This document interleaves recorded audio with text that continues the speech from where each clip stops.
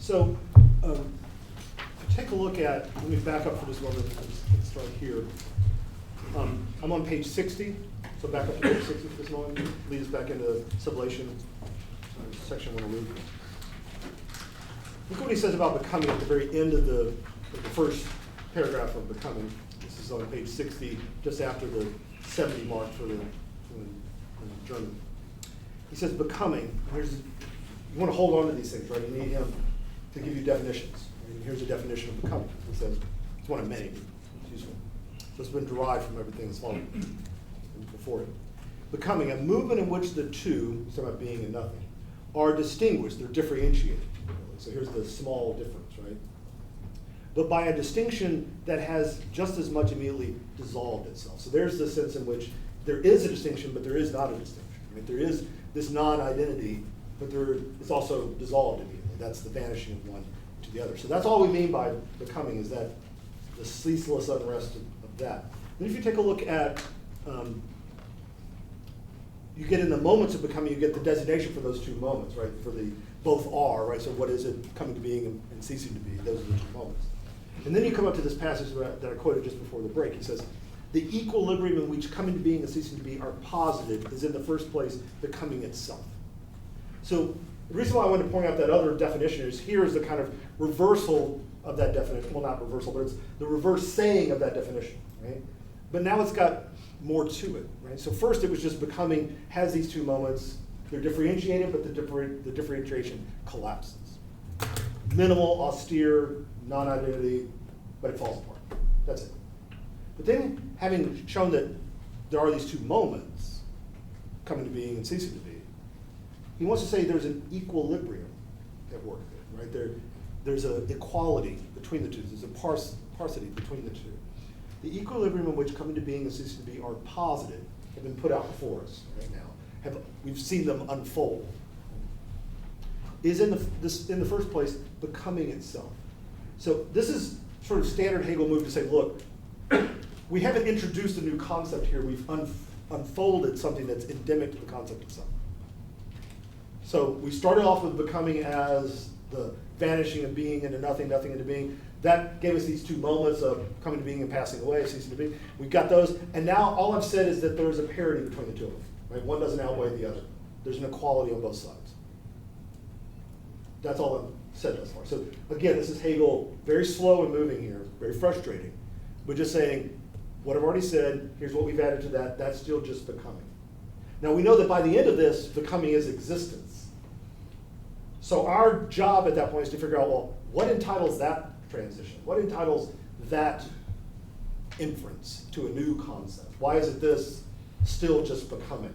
What's happened here that means we need a new concept, or a new concept is being posited for us here? So let's walk through this paragraph again that I quoted before the break. The equilibrium in which coming to being and ceasing to be are posited is in the first place becoming itself. That's where we start. Then he says, but this becoming equally collects itself in quiescent unity. Not a huge advance there, but he's just saying there's this flowing of vanishing of one into the other, and that has a kind of unitariness about it, a sameness about it, a kind of quietude about it, stability is what he's talking here. Okay. So far, all right. Being and nothing are in it only as vanishing, becoming itself. So we don't have being and nothing outside of one another. They both are moments within becoming, and becoming has this stability. However,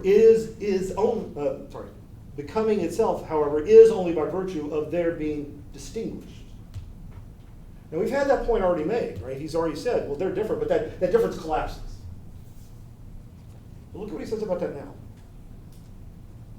Is only by virtue of their being distinguished. Their vanishing is therefore is logical operator to say something follows. Well, what's following? The vanishing of becoming, or the vanishing itself. Well, they're not just collapsing. That difference doesn't just collapse. It does. But that collapsing has a kind of stability to it. So the collapsing does away with its own self. That's the vanishing of the vanishing. It negates itself. Becoming, he says, is a ceaseless unrest that collapses into a quiescent result. As I've already said, there's the conclusion to the new category. That's going to become existence, Dasein. But then he unpacks it in the next paragraph. This can also be expressed thus. So you cling on these things in Hegel, like, okay, please tell me a different way, because that one, maybe I followed some of it, but I don't think I got it. So read the next paragraph. Becoming is the vanishing of being into nothing, yeah, and of nothing into being, yeah, got those, and the vanishing of being and nothing in general. Okay, does that just mean that being vanishes into nothing, nothing into being? It does mean that, yes, but it means something more than that, as we just saw. It means that that vanishing of each into the other one itself is vanishing. There's a vanishing of the vanishing. There's a negation of that negativity that's already at work. But at the same time, it rests on their being distinct. There's the big point, right? They're not, that's why they're moments, right? They are distinct from one. It's not just a collapse thing. They actually have a distinctness about them. It therefore contradicts itself in itself. It's othering than itself. It is the same, it's not the same. Because what it unites within itself is self-opposed. Self-opposed, it's othering of itself. Notice, where's negation coming from? Within becoming itself. Just like it came from within being, it came from within nothing. We're still immanent within being itself. Being is becoming, nothing is becoming. Now becoming is othering itself. But such a union destroys itself. Now if you stop there, you would say, oh, I get it now. So the vanishing of vanishing is the whole thing collapses. It all falls apart. It annihilates itself. It obliterates itself. Negation undermines absolutely everything. Heraclitus was right. You can't step in the river twice. If you want to be strict about it, you can't even step in it once, because it doesn't have any stability to it at all. There is no river. Right? There's just the flow. And by God, if you can call it anything, it doesn't have it. It just disintegrates before you. Right? There's no thing. It doesn't have any unity. And Hegel is saying, actually, because it operates this way, because it has come into being and passing away endemic to it, then it's not the collapsing that you first had there. They're distinct from one another. He goes back and insists on that point because he wants to say being and nothing are not annihilated in becoming. They have a distinctness in becoming. So look at, he says, but such a union destroys itself. But look at the next paragraph. This result is a vanishedness. So at a certain point he wants to say, abstract negativity, I get it. Right? Abstract negativity. Obliteration, annihilation, destruction, I get it. Absolutely, that's where we're at. Vanishedness. Right? It's all gone. It's all obliterated. And you could just say, okay, if that's right, let's stop here, book over, done, can't do a science of logic beyond this. Nothing is, because nothing can be. He says, but it is not nothing. Here's this, let's see if negation might also be productive. Here's that moment. It's not nothing. It's not full, complete eradication. It's not full, complete obliteration. As such, it would be only a relapse into one of the already sublated determinations and not the result of nothing and of being. So he's saying, if we just went that route, it would be nothing, and that we've already been there. So that would be a relapse. Going back to where we've been before. If we were thinking that the negation of vanishing was just destructive, then we go back to nothing. But we've been there before, and we know what happens there. That's nothing is, so it comes to be. So we've got to think about the result not of taking us back to nothing, but to thinking about being and nothing together, the result of both of those moments. It is the unity of being and nothing that has become quiescent simplicity. But this quiescent simplicity is being. Now, throughout the doctrine of being, Hegel's going to do this repeatedly, so you might as well get used to it. He's going to play up one side of the relationship that he's established, and he's going to push it all the way through the end, because that's what he thinks the concept entails. And it's going to be at the moment where it's just completely, typically, where it's complete obliteration, annihilation, destruction of the concept. Nothing can survive that. And he'll say this, but it's also being, right? I mean, that's part of this still. So go back to this, what's preserved, right? It is still. Right? So if it is still, then it can't be nothing. It is the unity of being and nothing that has become quiescent simplicity, but this quiescent simplicity is being, yet no longer for itself. We're not going back to being, we haven't gone back to nothing. No longer for itself, but as determination of the whole is becoming itself. So now it's not, we're going to fall back into being or fall back into nothing. The negation is of the negation of the whole vanishing itself. Then, becoming has transitioned into the unity of being and nothing, a unity which is as existent or has the shape of the one-sided immediate unity of these moments. We'll talk about why it's one-sided in just a second, but why it's got these unity of these moments, being and nothing. That is a new category. That's no longer becoming. That's becoming, but that's becoming determined by its own negativity to be existence, to be Dasein. Not the existence of a thing, something that just become. Right? We didn't have the arrival on the stage in the logic of some entity. That's not what just happened. What he's literally said is there's a stability to the flow of becoming, and the stability of the flow of becoming we have a name for, existence. And why is it stable? It stabilizes itself. How so? It negates itself.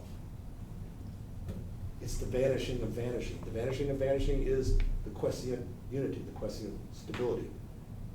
So the ceaseless unrest, the pure flow, the pure flux, collapses into a quiescent, peaceful, stable result. That stable result, we have a name for. It's existence. No longer becoming, notice. Right? It incorporates all that, right? But it's not reducible to that anymore. That's why we have to give it a new name, because this is becoming now that has othered itself. Othered itself precisely as a ceaseless unrest. It's transformed itself by virtue of its own negativity. Right? We didn't do it to it, something didn't happen to it, something didn't come from some other place and say, aha, existence is good. No, none of that. Becoming has negated itself, and by virtue of that self-negation, become existence itself. Hegel then gives you a remark that I'll refer you to here, where he elucidates this notion of Werden, famous remark about this, because he's already been using the term a lot, right? And he's using it particularly here in this way of saying, look, you just have a moment where it looked like negation was going to be sheer obliteration, that Aufhebt was just going to be canceled. Right? And you just saw me in the above paragraph say, this is destructive, but it's not just destructive. This is not nothing. It's also not being, but it's not nothing. If it were nothing, then we would start a cycle all over again. And we would never get anywhere, be in trouble. Right? But it's not nothing. Why? Because it's also being. But it's not, we don't go back to being either. We get the unity. So the negation is not of nothing, it's not a, don't take it back to nothing, doesn't take us back to being. What does it take us to? A new, higher determination of their unification. And what is that? Existence. That's canceling, but also preserving. Hegel, using both of those senses. So he likes that term because in German it does both, right? He's pushing it pretty hard. In German it usually is just purely negative, right? When Kant said I had to restrict knowledge in order to make room for faith, the restrict there is Aufhebt, right? And it means negative. I had to corral, put in its place, negate knowledge in order to make room for faith. I had to put it phenomenal, distinct from the noumenal. But Hegel's saying it also means to put up and preserve. Like you would put preserves up for until you need them again when you're going to use them for your food. It means it's the same term, to put up in that same way. So he's saying that's a good term for what I'm trying to talk about here. That's why I'm going to use this term. It captures the work of negativity. Negation is not just negative. It is negative, but it's not just negative. It's also positive. Here is not nothing. It's also not being. It's both of them together. That moves us from becoming to existence. Make some sense? Yeah, no, please.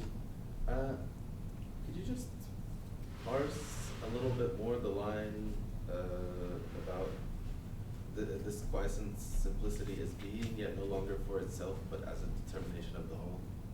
Yeah, so if it were just itself, it would just be, we'd be back to being, right, alone, unto itself. And we're not. We're there where being and nothing are together. That's the whole.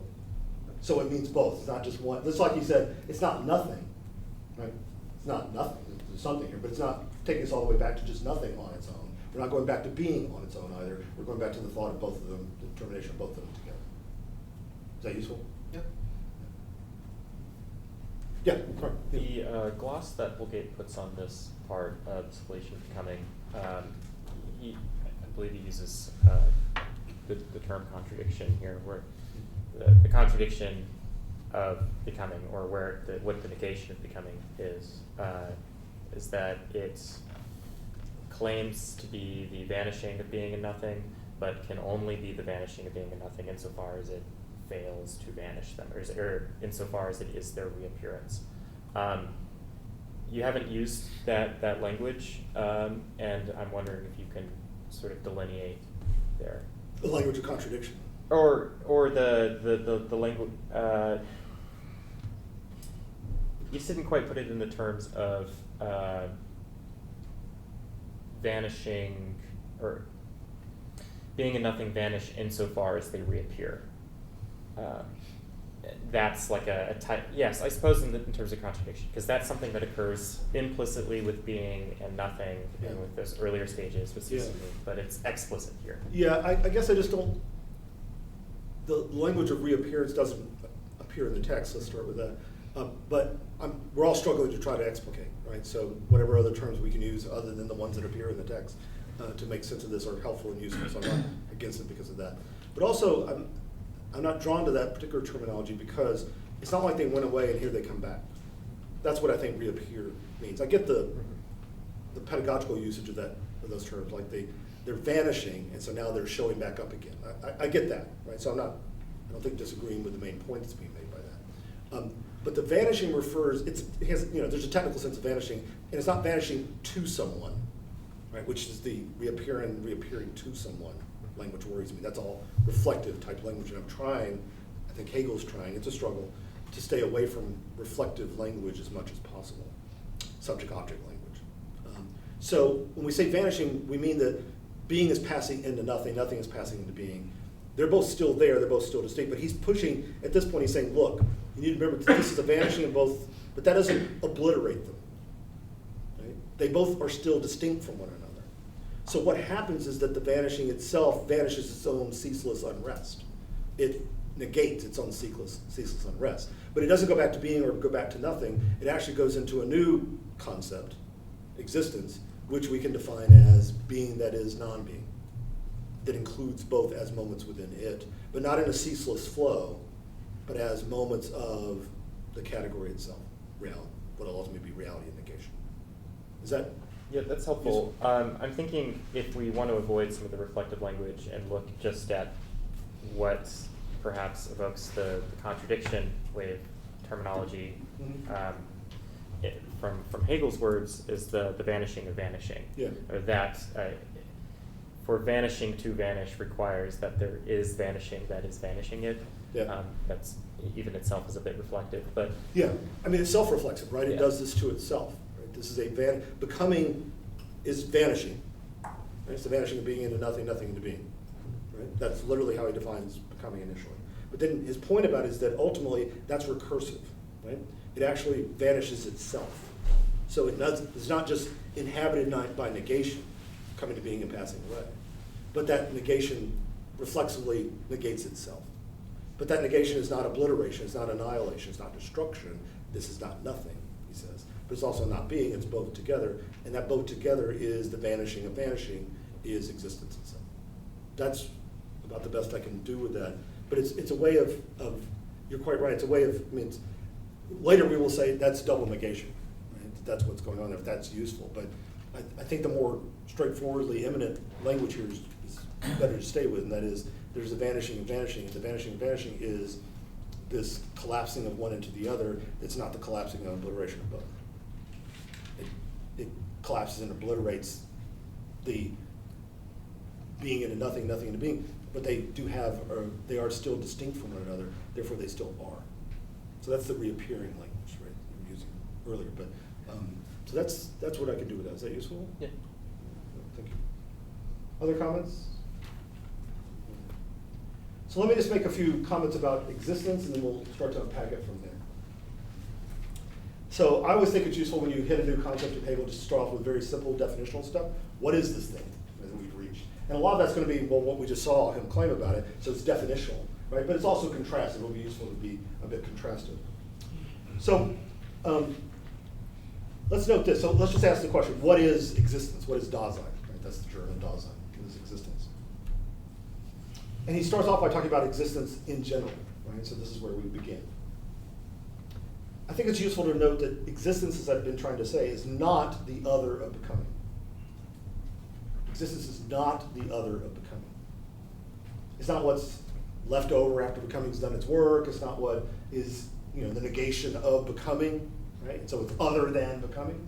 It's a transformation of becoming of itself. So it's the resultant unity that becoming is, its vanishedness, that is defined and thus contains within it the moment of coming to be and passing away. Right? It contains both those moments within it. And it's precisely this inclusion of the moments of being and nothing as coming to be and ceasing to be that makes this unity, this vanishing of vanishing, the stable oneness that is the most elementary kind of determinacy. So notice, up to this point, we haven't talked about determinacy really at all, other than this weird paradoxical thing about, well, the determinacy of being is that it has no determinations. Right? The quality of being is that it doesn't have any qualities, right? That kind of stuff. But here he says on page 83, so take a look at this with me. It's page 83. Yeah, the very first line. He says, existence is determinate being. This is the first moment he's talked about determination of any kind. Determinate being. Its determinateness is existent determinateness. Okay, just flipped it. Is that helpful? Who knows? Then he says, quality. Right, so the whole heading of this chapter is quality, and we've only now gotten to it. Why? Because everything up to this point has been without qualifications. But now we've got a qualification. Well, what's the qualification? That it is. That's it. The quality invoked here is nothing other than, as he's about to call it, reality. But it's going to be being that is non-being. So it's going to be reality and negation, because you can't have just one without the other. That's what we saw. Right? To do anything less would be to go back to where we've already been, or before where we've already been. So Dasein, or existence, is the integration of being as coming to be, and nothing is passing away. And as such, it is rendered determinate by the moments, we could say better even, the relation that constitutes it. Dasein is thus immediate being that is not fully determinate, but not completely empty, nothing either. It's not fully determinate, right? We haven't gotten there. That's not what that's saying. Existence is determinate being. It's not saying, we're finished, all determination's been done. It's saying, now we have determination. But we don't have complete determination. It's not nothing. It's not empty. It's not vacuous. Remember, that's where we started the last one, right? Being is vacuous, empty, nothing, no determination. Now we've got some determination. What's that determination? So it is the result of the process of becoming, of coming to being and ceasing to be, but it's not simply identical to its conflictual, restless movement. Look at how he puts it here. He just reminds you of this. This is on page 83. It's under existence in general. Paragraph there begins, existence proceeds from becoming. This is page 97 in the German.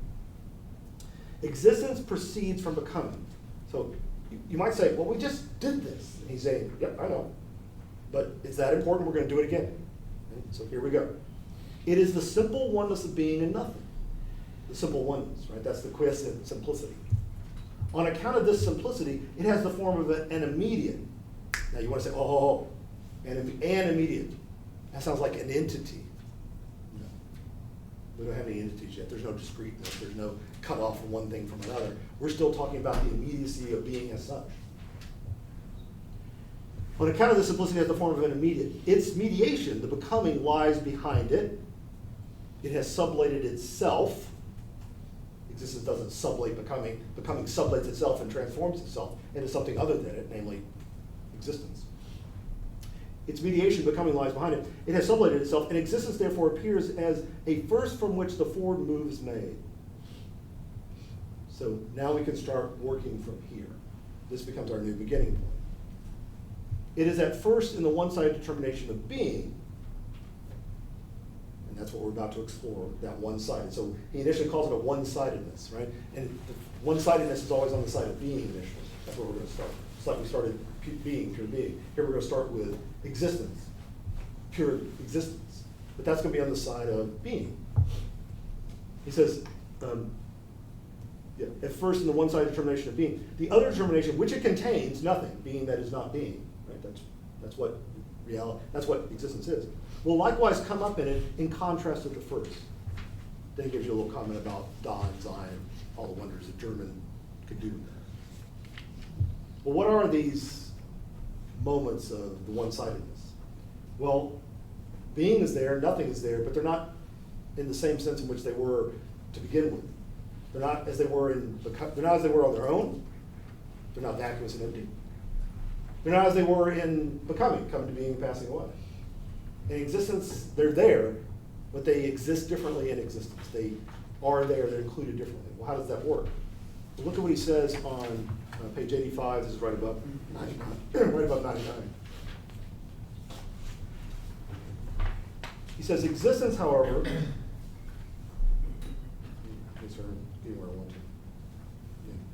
so existence, however, in which nothing and being are equally contained, is itself the measure of the one-sidedness of quality as only immediate or existent determinateness. And you'll say, measure? We haven't gotten to measure yet. Here's another one of those terms that look like it comes up later. It does. Measure comes up later. How's it working here? Well, here, let's not fill it full of all that determination, right? Because there it's going to mean how quality and quantity relate to one another. But for the moment, let's just say it's what is holding out the measuring stick for whether you've got, it's Maßstab in German, whether you've got the whole thing measured out or not. So when you have one side of it, if you got the whole thing, no, you've only got one side. You don't have the other side. So the whole is what's always doing the measuring of any determination. Quality is equally to be posited in the determination of nothing. So if you posit it in the determination of being, you've also got to deposit it in the determination of nothing. How's that work?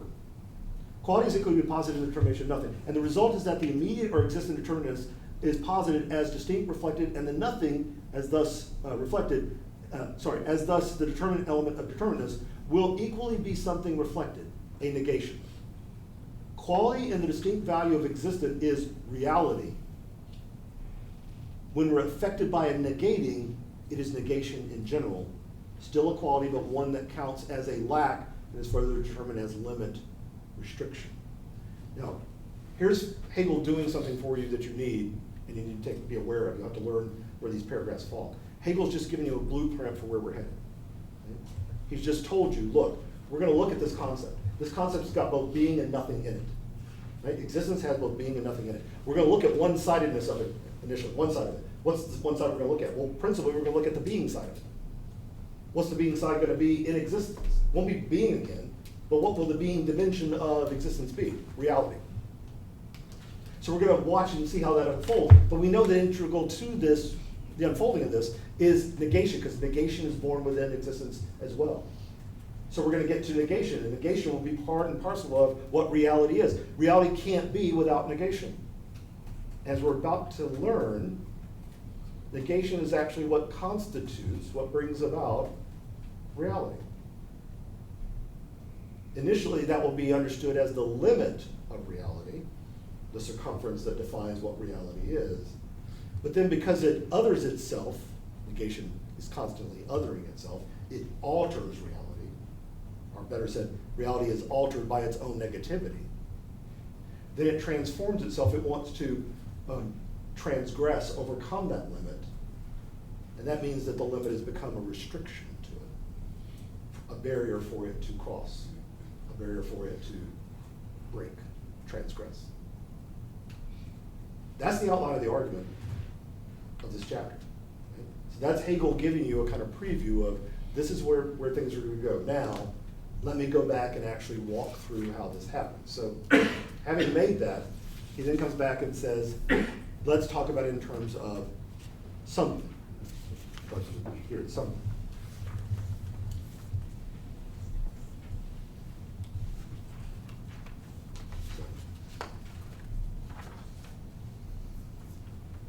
He says this on page, back up again, take a look at page 83 one more time.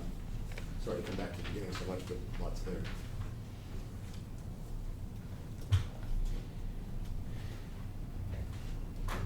take a look on page 83. This is 3 lines down.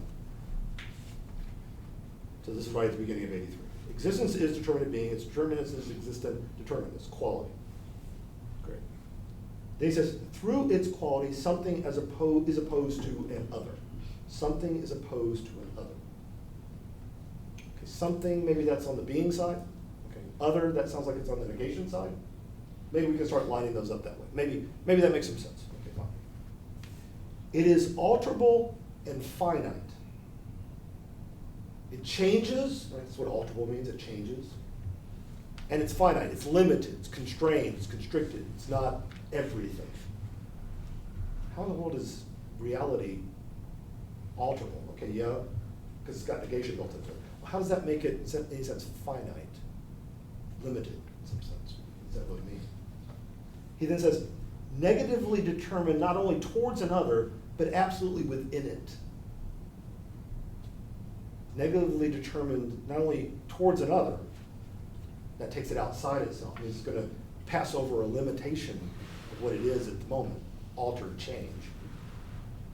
But then it's going to be actually something other than itself and be itself through that being other than itself. Absolutely within it. This negation in it, in contrast at first with the finite something, is the infinite.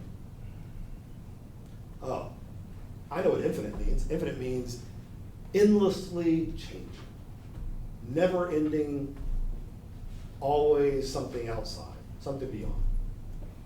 Hegel's going to say, yeah, I understand that. That's not what ultimately infinity is. Infinity is a process of self-relation. More about that when we get there. But this at least introduces the problem of something. Something is on the reality side. That's where we're going to start with things. It's on the side of being in the existence concept. Now, let's start then with this concept of something, etwas in German. So he defines the concept of something as, this is on page 89 now. This is the first full paragraph down on page 89. Something is the first negation of negation as simple existent self-reference. At this point you might say, there's nothing simple here. Right? So how is this simple anything? Well, it's the being side of existence, referring only to itself. So here is something. The crucial question here, of course, and it was really the only question here, is how does that follow from everything that we've seen before? That's the question we're always asking. So something here designates not that which relates to itself, but the self-relation itself. That which relates to itself is quality, he says. That which relates to itself is quality. Its self-relation is what the concept of something denotes. So to talk about something means that it has a kind of integrity to it, a kind of self-relation to it. This is the being side of existence. It has its own integrity. It is to itself. So it's something. So how does the self-relation of quality follow eminently and necessarily from the nature of quality itself? Hegel's arguments contained in the first 2 paragraphs here on 88 and 89. So stay with me here, these first 2 paragraphs on 88 and 89. So I'll kind of backed us into the discussion of these 2 paragraphs. Begin under something, C. In existence, its determinateness has been distinguished as quality. Everybody see where I'm at? So I'm just going to walk you through that without reading through it. I'm going to walk you through the basic line of argument. So that's what I'm talking about, 88 to 89, 102 to 103 in the German. It says this, the nerve of that argument is the self-undermining of the distinction between reality and negation that defines existence, the self-undermining character of the relation between reality and negation. Reality and negation are different as moments of quality. They are, we could say, different qualities, to be and to not be. Reality is the quality of being, negation is the quality of being negative, the being of non-being. And yet each of these determinations of quality are what they are by virtue of their relation to one another. There is no reality without negation, there is no negation without reality. Each is the negation of the other moment. Each negates the other, and therefore is the negation of that negation. Reality is negation, and negation is real because it exists, it is as negation. Existence is thus comprised of that relation, being real as negation and being negation as real. Existence thus contains at once the distinction of reality and negation and their unity. Everybody with me so far? Okay. We've really descended at a higher level. Being and nothing are part of the same concept, right? Existence. So existence contains at once the distinction of reality and negation and their unity. More precisely, existence just is the differentiation and the unification of reality and negation. It's both their distinction from one another, but it's also their unification of one another. So it's not just the moments, but it's the relation between the two moments, and even better said, it's the process of their differentiation and their unification. It follows then that existence is itself by virtue of the differing between reality and negation that constitutes it. Consequently, existence is self-relating determinacy. To be is to be being that is not being. That's the definition of existence, being that is not being. And this is to be at once reality and negation, and this determinate relationality thus comprises being as self-relational determinacy. Self-relational determinacy just is what ethos is, is what something is. So that's just naming the self-relational nature of existence. Something is just naming the self-relational nature of existence itself. So something denotes the self-relatedness of existence as a whole. And as such, it is constituted by the relation of, something is constituted by the relation of reality and negation. But it's more on the self-relatedness side than the negation side. So it's more about being than it is about nothing. It includes nothing. But it's principally and primarily, it emphasizes, if you want to put it in that terminology, the being side of the being that is nothing. So following that line of analysis, something is not an entity. Something's not a finite being. Rather, it is nothing other than the self-relation of what it is to be as a whole. So when we say something, we tend to want to think individual, quantitatively measurable, discrete beings. That's not what he's talking about. He's talking about the somethingness of reality, somethingness of existence as such.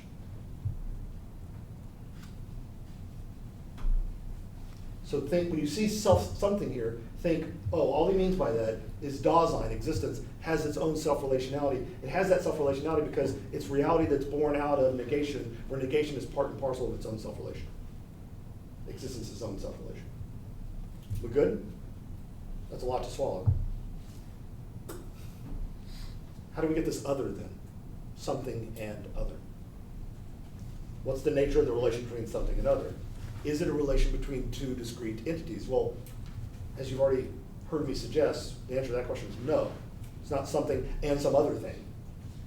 So what is it? What could it possibly be? Hegel derives the concept of other from that of something. Something, as we have seen, denotes the self-relatedness of existence.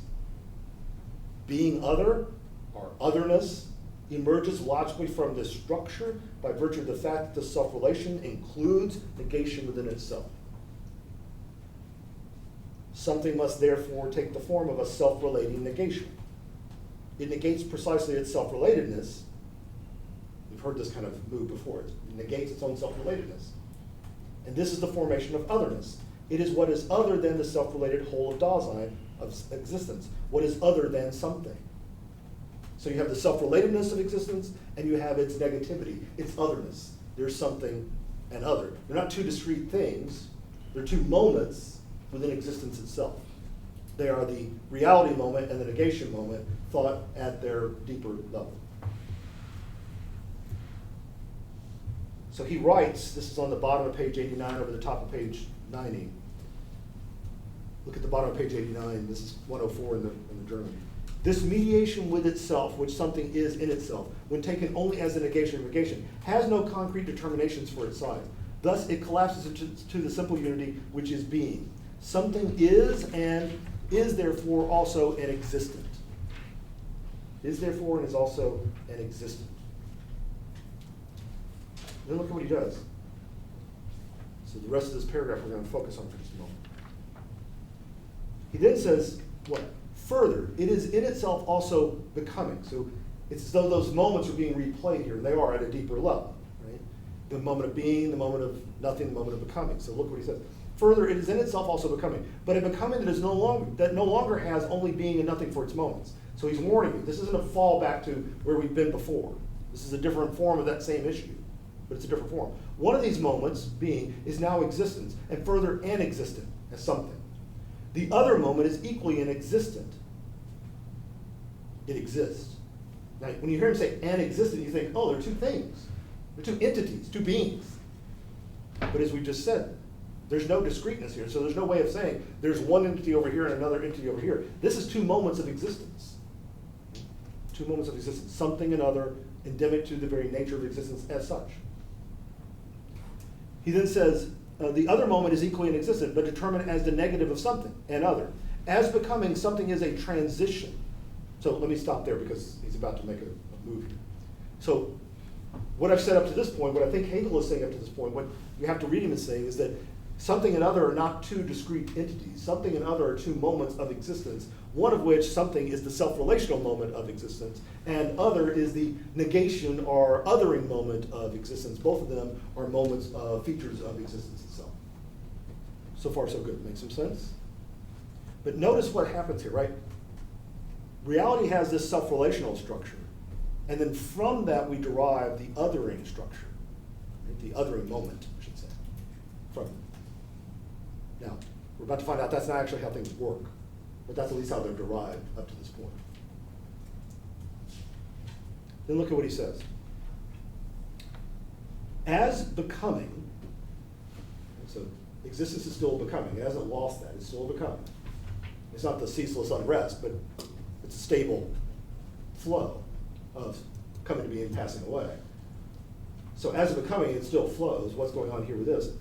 Something is a transition, the moments of which are themselves something. Self-relational, something, other.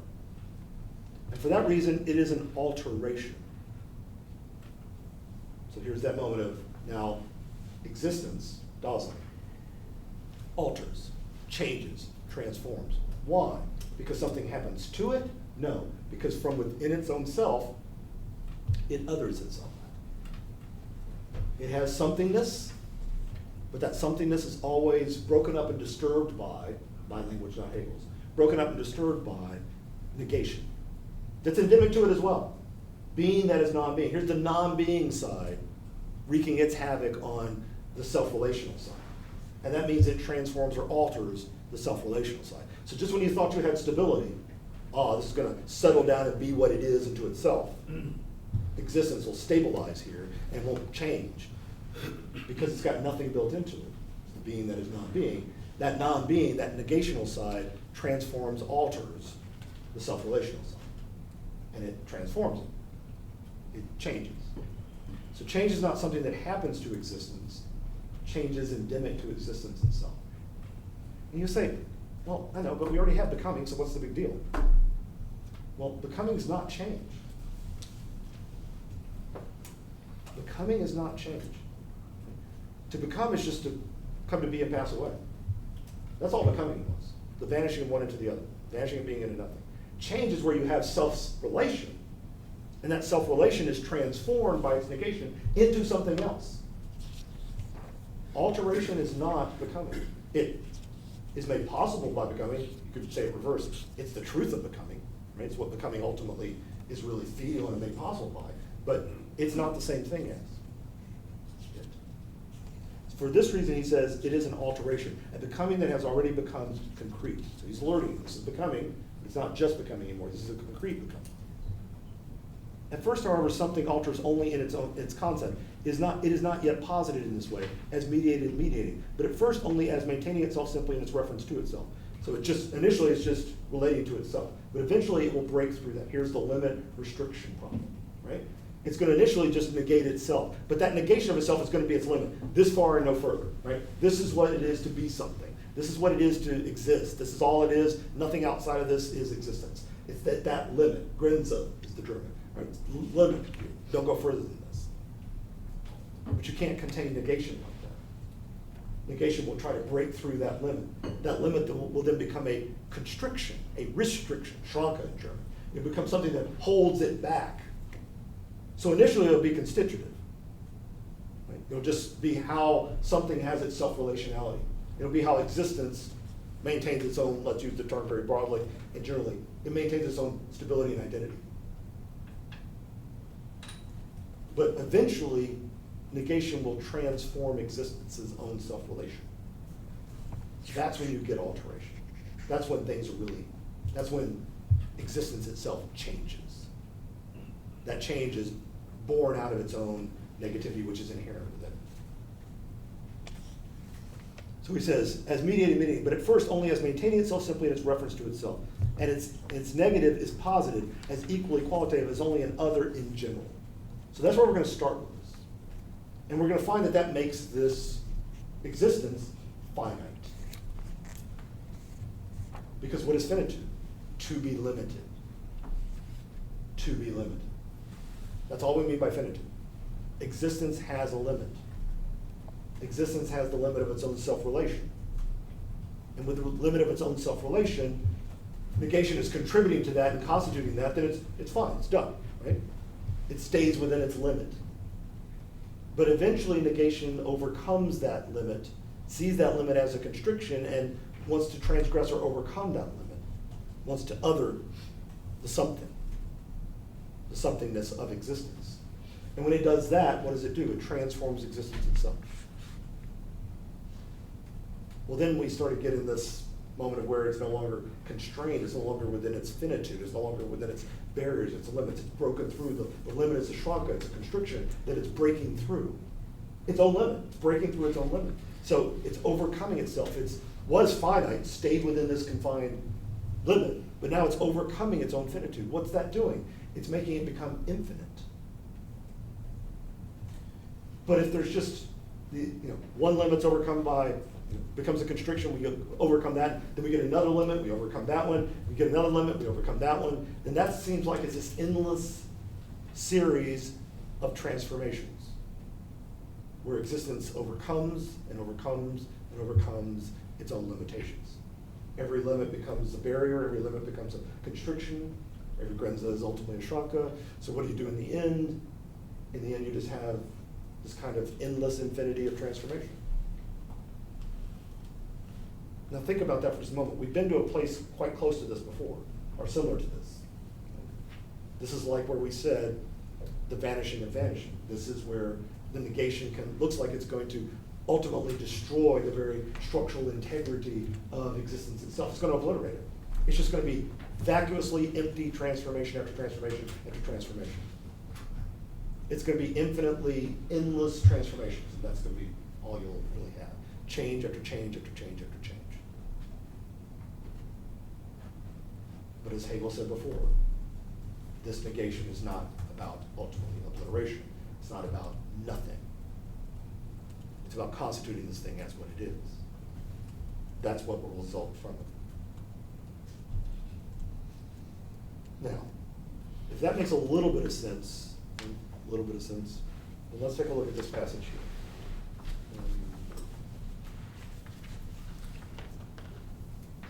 Take a look with me.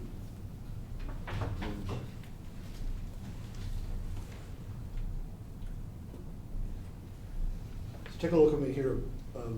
This is we're still on 90, going now into finitude itself. So there's a transformation in the conception of the process of what Hegel is about to call constitution. Right? So he's about to talk about constitution here, the makeup of something, right? What it is to be something, constitution of something. We initially talk about it in terms of the becoming, to the transition. So becoming within being nothing, being becomes nothing, nothing becomes being. To what he calls in existence, initially he calls it the transition to now alteration. Alteration. So what is it to be existence? It's to be alterable. It's to be alteration itself. So finitude is about the alterability, the changeability of something, the somethingness of existence. And this alterability flows from something being what it is, being reality, by virtue of what it is not, its other, negation. So a simple way of putting this, right, it overlooks the complexities and subtleties of Hegel's analysis, is to say this: existence is finite because existence is reality and negation. Why does that make it finite? Because it means that it is its reality by virtue of its negation. And if it is its reality by virtue of its negation, then that negating of reality is the setting of its limit. What is its other? That's its limit. That beyond which it cannot go. That's its limit. But then what does that become? It becomes itself negated. We transgress that limit. It becomes otherwise than that. It transforms itself as that. So finitude is about then the alterability of existence, the transformation, the changeability of existence itself. Existence then, the rest of this chapter, is going to play out in terms of the relationship between something and another. That is, in terms of whether negation falls outside the relata of existence, that's what's going to be within finitude, and thus the relation of something and its other is external, or is it integrated within them and constituted them?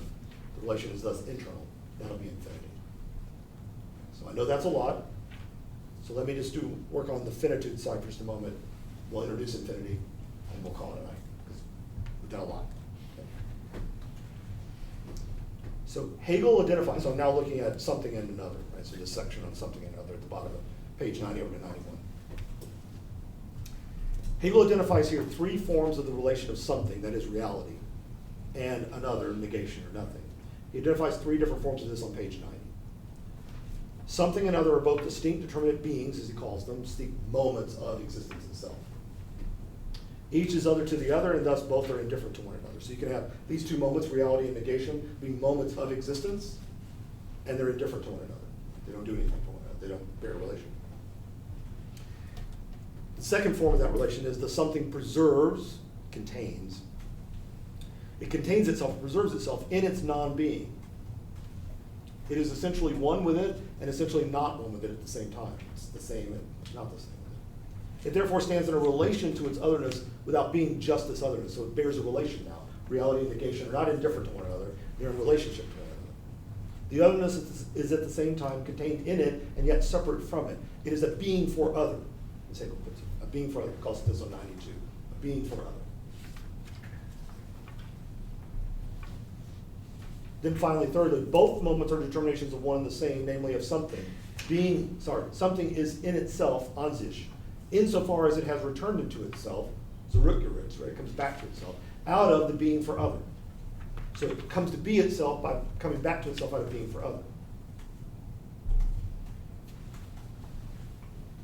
So what we have is something and other determine one another, they constitute one another, and they thus serve as the limit for one another. So this leads to the second section where he talks about infinitude, determination, constitution, and limit. Let me focus on two moments here. Everybody with me? Have I lost everybody? Questions? If you're lost, let us know, because it's bad to get lost here. It's easy to get lost here, too. We okay? Ask questions if you have them along the way. So he draws this distinction here, infinitude. This is I'm looking at now. This is page 95 and following.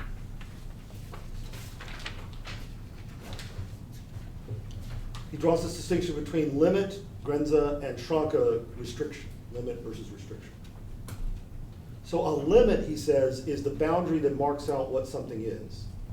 A limit is a boundary that marks out what something is. It's like drawing the definite line of what this thing is. In this case, existence. Existence is this. It's bounded like this, no further. A restriction, Schranke, is a barrier that something wants to cross, to transgress, in order to be what it is. A restriction is thus a limit that ought to be overcome. Now here's where he's going to start talking about Zolan, ought. And you'll think, wait a minute, the only way I know about oughts are moral oughts. Is he talking about moral oughts all of a sudden? Nope. He's talking about ontological ought. He's talking about this thing literally ought to be other than itself. And because it ought to be other than itself, it ought to be other than the limit that negation is currently imposing on it. It ought to be other than that. So it ought to be other than this limit that it now is going to transgress. So a thing has a qualitative limit. Existence has a qualitative limit. And existence is what it is by virtue of that limit. The limit is thus, Hegel says, the expression of existence's constitution. Beschaffenheit. Its constitution, its makeup. What makes that thing what it is. We would say, if we were being quick about this, that's its essence. That's the essence of existence. But Hegel's saying, we're not there yet. We're not entitled to that language. All we can talk about here is what makes up existence itself. So existence has a limit that defines it, and it also must be surmounted or ought to be overcome in order to be what existence is. Not just a limit, but overcome as a restriction. What's driving that? Negation. This is the problem. Reality can't stay true to itself, can't just be, because it's constantly being undone and undermined by negation. Hegel's main point is that if negation is endemic to reality, if they're inseparable from one another, this has been the point since being in nothing, by the way, but make it more explicit here. If reality is what it is by virtue of having negation built into it, not accidentally, but intrinsically, necessarily, then reality can never settle. It can never just be. It can never be defined as other than something, and therefore have a limit that it exists within. Existence can't have a defined sphere or scope of existence, of being. Why? Because negation always undermines every self-relation it has. So every settled stability of reality that you might have is going to be undermined by its own negation. So negation doesn't come from without. Negation comes from within and undermines the limited nature of the Constitution. And then at that moment, negation is saying, I'm caricaturing, break through this limit. Right? Overcome this limit. The limit is then a restriction that needs to be overcome. So there's an ought structure that's produced by negation. Existence ought to be other than it is. That's all it means. Existence ought to be other than it is. To be what it is, it has to be, ought to be other than what it is. So that's an ought structure. It's not a moral ought structure. It's an ontological ought structure born purely out of negation itself. Because reality is inhabited, inflicted by negation, it can't but be other than it is. And therefore, it ought to cross over, transgress every limit. Every limit is to it a barrier that it has to overcome. So the ought structure is endemic to being itself. The ought structures we're talking about here is a feature of being, necessarily being that is non-being. The non-being side of being always undermines every stability, so it ought to be otherwise than it is. Negation is the producer of the ought structure that's endemic to every bit of existence as such. Yeah, Mohammed. What happens if we just replace the ought by will be or something like that? Well, will be guarantees that this will happen. We don't have that guarantee. What we have here is simply negation at work. And negation will undermine the limit structure, right? The defining limitation of existence itself. And that will undermine it, but it doesn't tell us that it will be successful in transforming it. So it ought to be other, but it doesn't mean that it necessarily will be other.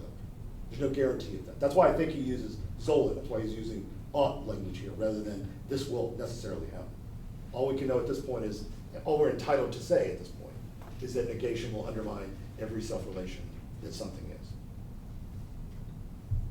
So existence is, this is the simplistic way of putting it, but I think it can be useful for you to think about it this way. Existence is reality and negation. It's these two moments. He's told us they can be indifferent to one another, so that's the first way of thinking about it. Yeah, existence has got these two features, these two moments. It's got reality, this is the being side of it, obviously. This is the nothing side of it. They can be indifferent to one another, but we know that you can't have one without the other. And this is the central claim that he's making in this account, is that there is no reality without the work of negation. That reality is the product of negation. Well, if that's the case, then the something side, which is just the self-relatedness of reality as a whole, is a product of negation, negating reality and giving us something. That means it's always going to give us an other. There's always an otherness to every something. That otherness shows up initially as a limit, but eventually it's a restriction. a restriction that has to be overcome. So what do we get? The ought structure. Existence is necessarily ought to be other than it ever is. That's the claim he's making. And that claim he's making because negation is endemic to reality itself. There's never reality that doesn't have, that's not infected by negation. And that means that every something, every settled self-relationality that existence has is ultimately going to be undermined by negation, by its othering of itself. And that othering, which is initially just going to be definitive of it, just going to be what the self-relation is as its limit. Okay, this is what I am over against that, so there's my limit. That's going to ultimately be something it's got to overcome. It's going to become a restriction. And that means it's constantly overcoming itself. What is finitude? The finitude of existence is the fact that it constantly, necessarily alters itself. That's what this ought structure is doing. It's altering continually reality. Well, that's just now the new name for, or the deeper, more determinate name for becoming. Becoming is that ought structure. Becoming is that alterability of existence itself. It's not the same thing, actually, right? It's not literally the same thing. We haven't regressed back to being nothing or becoming. But now we see its deeper determinations. Existence is finite, and that's what it needs to be finite. Make some sense? Questions about that? That's an outline of the argument that he's making. He would just say, looks like there's a lot more going on here. By the way, he's conflicted about this because he changes his version of how to do this between this version that he gives us here, the version he gives us in 1817 in the encyclopedia, and then he changes it again in 27, and I think he changes it in 30 as well. He at least changes it in 27. He keeps going back on how he's going to order these, order this progression. So he is conflicted about how this works. But the basic point that remains throughout all of them is this. Existence is becoming when it stabilizes. The stability and the vanishing of vanishing. It has these two moments included within it. We start off on one side, the side of reality. It determines itself as something, but it's always set in relationship to negation, so it always has an other. That other is its limit, but because of negation, how it works, that other can't just be a limit, it's got to be a constriction upon it, a restriction upon it, and therefore it's always constantly overturning itself. It ought to be other than it is. Now, let me just add one thing to, I know there are questions, but let me just add one thing to that, and then I'll be glad to take questions. If you can buy the ought structure, a lot of questions I know, reasonable about that, but if you can buy the ought structure, then you have at one and the same time a way of saying, this is what Hegel will do, you have one and the same time a way of saying, existence is finite, it's limited, right? It's constantly changing, finitude. But it's not just finite because it's constantly changing. So this ought structure, which undoes every pretense to self-relation, every pretense to somethingness, is going to constantly undermine and alter it. And that will go on ad nauseum to infinity. So it's at one and the same time finitude, the limitedness of existence, but because it's constantly undermining every moment of being, every moment of identity, every moment of semblance of stability, it's always undermining itself, it's always altering and changing, then it's endlessly, infinitely going to be changing. And that's not ultimately what he's going to mean by infinity, right? Let me just be cautious about that. But he does want to recognize, a lot of people like to talk about this, Hegel scholars like to talk about this form of infinity I'm talking about right now, the constant changing, one thing after another, after another, after another, as bad or spurious infinity. And we tend to talk about it as though, oh, that's not real infinity. Well, that's right. Hegel's going to say infinity actually means something else.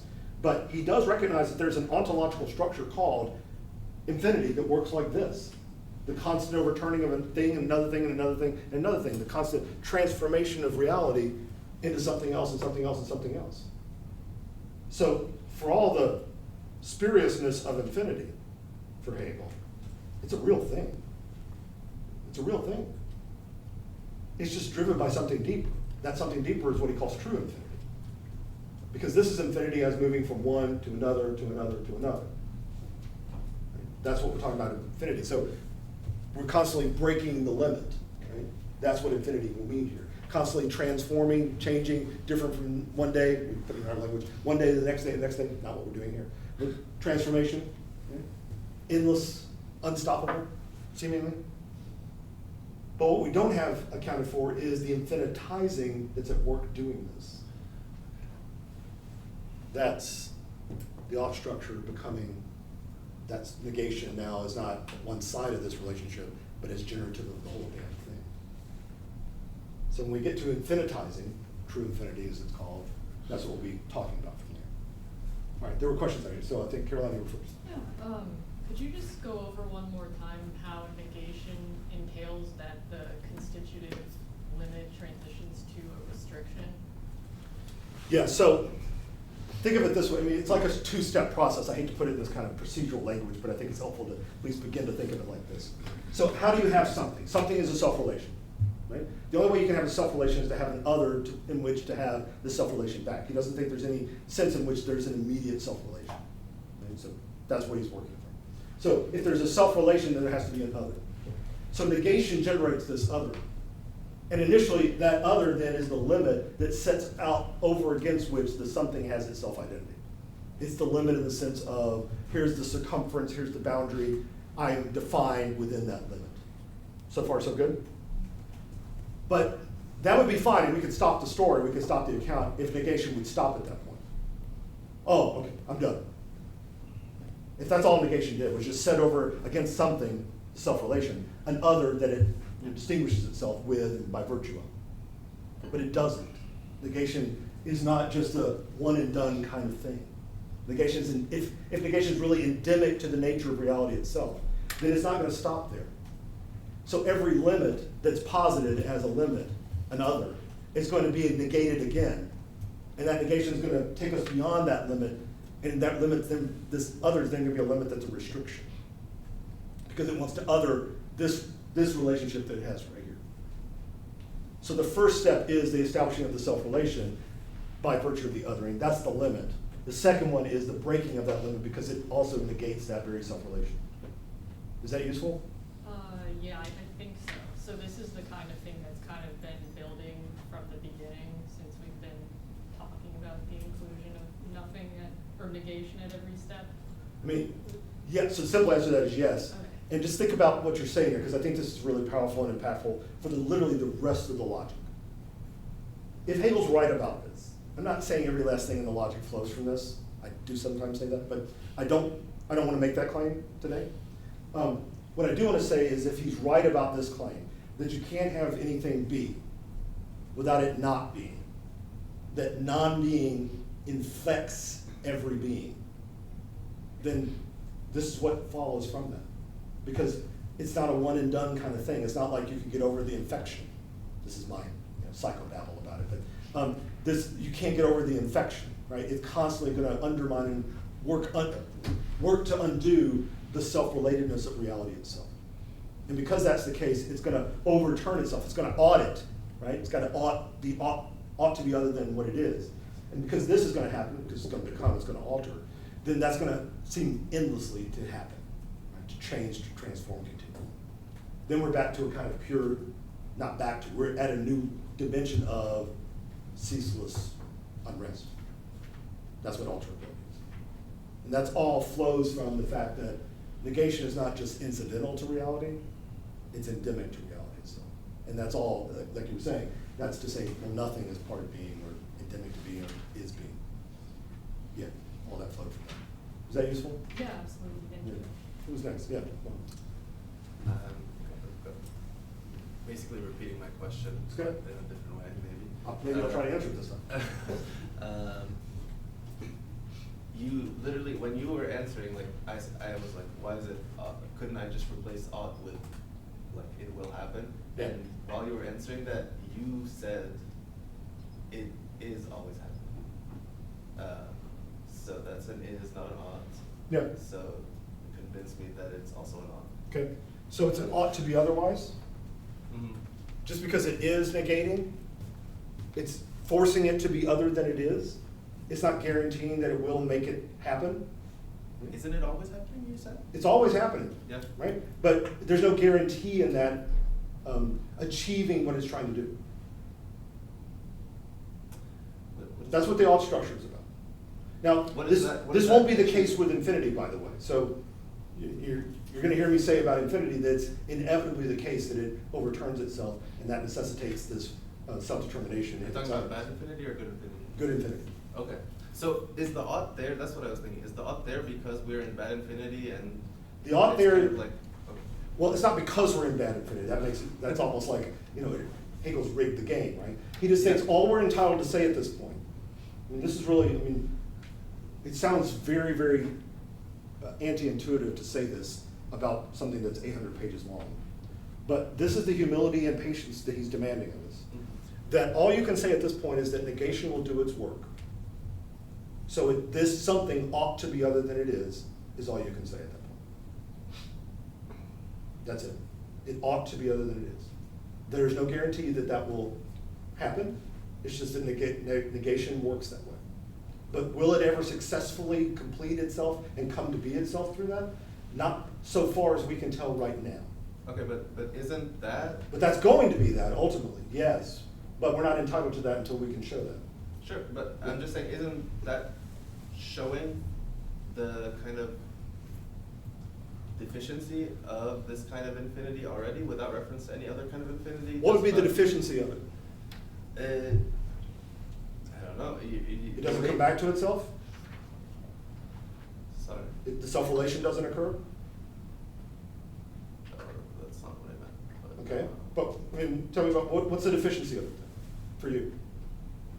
That kind of what you just said, that it is not guaranteed to be actual or something like that. Okay, but then why should we demand that it be that? Why should we hold that as the standard against which we deem it to be deficient? What have we shown would demand that? What entitles us to that standard?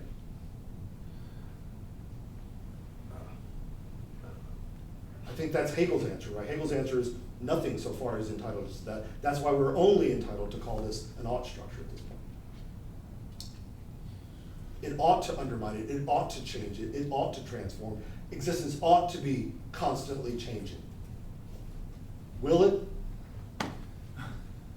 Nothing about what we've shown so far guarantees that. All it says is that every time you have reality, every time something is, and every time existence is in any way, shape, or form, negation is going to come to undo that. Will it produce something? We don't know. The ought structure is a way of naming abstract negativity. Abstract negativity always looks like this could all fall apart. This could be obliterated. It ought to be otherwise, but there's no guarantee of that. So I take this to be Hegel's moment of saying, look, here's the work of negation. It's ineliminable. You can't get rid of it. That's what we're showing. And we're showing that it does have this othering structure, and that is transformative of existence as a whole. Absolutely, right? But is there any guarantee that just because it sets an other over here, that the limit will be broken through as a restriction and become something else? No. We don't know that negation will do that. It could just set a limit that can't be, that will be a constriction. We're done. Okay, thanks. Right? Is that helpful? Mhm. Because I think this is a really important point. I mean, I'm putting you here because I want you to be at this place because you can then recognize what does he mean by infinity in the most basic sense, the most primal sense, what's called spurious infinity, which is what this is setting up, obviously.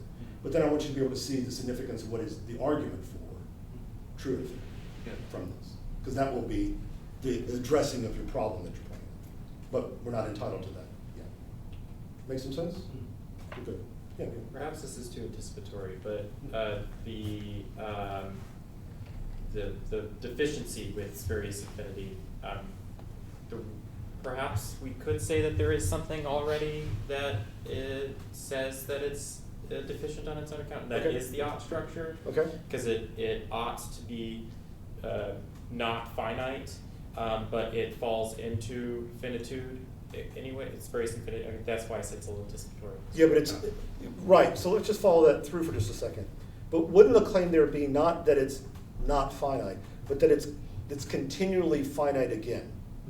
Right? That's what ceaseless infinity is for Hegel, right? That's what spurious infinity really turns out to be. So if there's a transformation here, what's it going to be? Something else finite. right? That's what it will be, another self-relation of this side that will then get what? Negated again, right? And we'll go through the same cycle. So this is cyclical overcoming of limitation, overcoming of constriction. But then you just get another finite thing, another finitude, another version of existence itself. But is that really deficient in any kind of way? Deficient is a very loaded term. Right. But it's that the spurious infinity ought to be infinite, but is finite. Is not infinite, but is finite. Does that relate to the ought structure, or is that a reflective thought? So let me just put this back to you. Here's what I'm worried about that description of the ought structure. I get what you're saying, Okay. and I like it. But here's what worries me about it. Here's why I try not to, I don't put it in that language. And I don't go down that route of describing it. Because if you say that the ought structure is it ought to be infinite, and you have a rich conception of what you mean by infinity, where did that come from? Right? Now, that's typical, right? Every good chain of being philosopher out there, think Thomas Aquinas, think Descartes, can talk about the deficiencies in the chain of being. Why? Because they're all measured against the infinite being known as God. So yet, we all have lacks, right? We're all deficient. The world is deficient in reference to that kind of standard. But that's to say that's already in existence, and then we can measure everything against that. Hegel has nothing like that. In fact, he's barred that from being something you can invoke, because it's not been demonstrated yet. Right? Now, if you're Descartes, you can say, well, I think, therefore I am, and one of the things I think is the thought of God, and only God could put that in me, so therefore God exists. I think I just did meditations 1, 2, and 3. Something like that. Then you can do this, but that's not what he's done, right? He's just said, look, we're not entitled to any of those kind of transcendent claims. All we can do is build from immanence. So this is why I'm worried about deficiency being measured by something that looks to be outside of the immanent development thus far. So I think all he's entitled to say, and all he does say, is that the othering that's at work here, the ought that's at work here, is an ought that ought to be otherwise. Not ought to be infinity, but ought to be otherwise. It ought to change. And even that's not guaranteed at this point.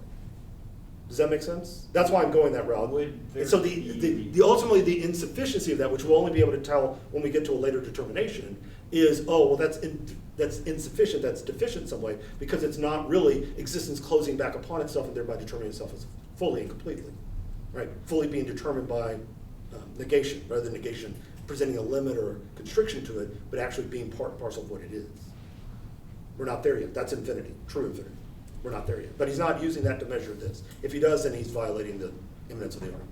That's my I feel like I'm trying to articulate something the other way around, Okay. where the oughts to be infinity isn't necessarily the definition of ought, but Right. is what's going on with spurious infinity. And then another sort of qualification there is that the infinity that it ought to be isn't some rich conception of infinity, Okay. but is perhaps the structure of the ought is beyond infinity. That's why like the opening to a beyond. Yeah, is the opening into a beyond. If that's the language we're talking about, then I'm fine with it. Okay. Because that's, I think, exactly what he's going to argue. Okay. Right? He's going to say what this ought structure ultimately is infinity in the spurious sense. Okay. Right? It's always other than itself. It ought to be other than itself. It ought to be open to a beyond that it's not currently. Whether it will actually become that beyond is a whole other matter, but the openness to that is precisely what will define the finitude of existence as, in fact, infinite in the spurious sense, in the finite, infinite sense. Does that make some sense? Yes, that resolves that for me. Yeah. I think we're quite close at that point. Yeah. We're not saying the same thing. So I just wanted to show you this, so you would know you have and I know we're at the end of time. Here's a map. And just so you can see a bit of this. This is me trying to keep up with what the argument is, right? So this is from being nothing to becoming, this is what I'm trying to track for myself. I'm sharing it with you. We get to the ought structure, right? That's where we're at now. Just trying to make sense of that. So you don't have to copy this down. It's on D2L for you. It actually help you map a little bit of this stuff and try to keep it in place. I think it's really helpful, this bit right here. Because if he's right about this, that there are two moments to existence, those two moments are both ineliminable. And we start off on one side. He says clearly, we start off one-sided. We start off over here with the self-relatedness of something. And it's as though the othering is incidental to it. Yeah, we got it, it's there, but it's really all about this, right? We're trying to get back to the something. And then you realize, well, no, actually the constitution of the thing, what makes up the thing, is its dependency on its otherness. Then the limit and the restriction become critical for defining what self-relation is. This has to always be overcome. Let's use another term, not the one that Hegel uses, transcended. Overcome. Not absolutely overcome, but change, transform, overcome this constitution, change itself to be something else. This is alterability. This is alterability. So when you think existence is finitude for Hegel, that means that it's changeable. And it's changeable not because it suffers the vicissitudes of space and time or whatever else. It's because that's endemic to its very nature to have negation in it. So what's going on in this analysis is we start off with reality as being the most prominent thing and having the, let's say, the upper hand, to put it in a bit of a caricaturish way. But that's the one-sidedness of this, right? We start off with the self-relation is important, and the othering side is, significant, but not that big a deal. It's second rate. But what we figure out is, well, wait a minute, this supposedly second-rate thing is really what makes the thing what it is. And then that generates this distinction between limit and restriction, the ought structure. And then from there, we're on to the finitude of existence is actually infinite. It's actually, as you were saying, right, beyond itself continually. There's its infinitude, at least its initial sense of infinitude. And what I want to suggest, right, so I know if you have to go, you can certainly go, but what I want to suggest that I think is really important taking away from this is there's a tendency among Hegel scholars. Right? So please, when you look in the secondary literature, you'll see this. There's a tendency among Hegel scholars for excellent, fantastic reasons. So they're not idiots, right, at this point. They didn't all of a sudden get stupid. For excellent reasons, they want to say, hey, look, one of the ways of introducing what's going on in idealism is to talk about infinity and true infinity versus spurious infinity is a really nice way of doing that. So let's say spurious infinity is like the infinity, but it's not true. It's not really the way infinity is. It's not what infinity truly is. And so that's what we'll talk about. Idealism is really about infinity. It's the true infinity. And that starts to sound like, well, spurious infinity is not something. It's not real. But Hegel's account is very clear. This is a real thing. It's not the ultimate truth of things. Just like being wasn't the ultimate truth, nothing wasn't the ultimate truth, becoming wasn't the ultimate truth of things. But it is a real thing. It's a real feature of existence. That it others itself such that it transforms itself, such that it is always beyond itself. So spurious infinity, for all of its spuriousness, as I said a moment ago, doesn't mean it's false and not real. It's got ontological credentials. It's just not the deeper sense of which that thing is. It's as real as reality is. But it's just not the ultimate determination of reality. Infinity will turn out to be. Thank you for being patient with that. That's difficult, harsh stuff. We good? Make some sense? I'll see you next week. We'll solve all these problems. We will not solve all these problems. But we'll come back to these problems and try to work our way through them. Thanks. So,